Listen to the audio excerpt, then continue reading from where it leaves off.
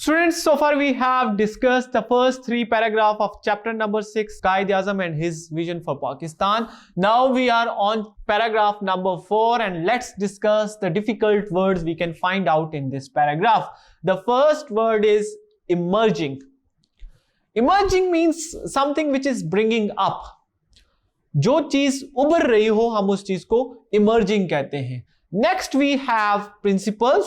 Student, 2 तरह के principal होते हैं, आपने इसकी स्पेलिंग्स को कंफ्यूज नहीं करना. You can see that the first principle means that a head of any educational institution.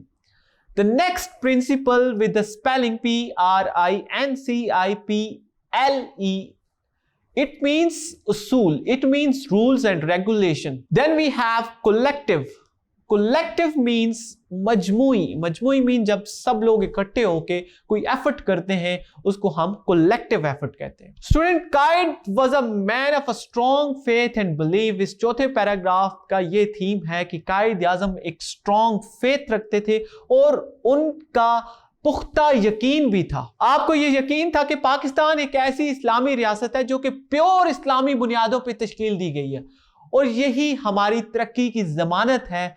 आपने ईद के मौके पे 1945 में सितंबर था, आपने लोगों से ये फरमाया कि Islam is a complete code of conduct regulating the whole Muslim society, every department of life collectively and individually.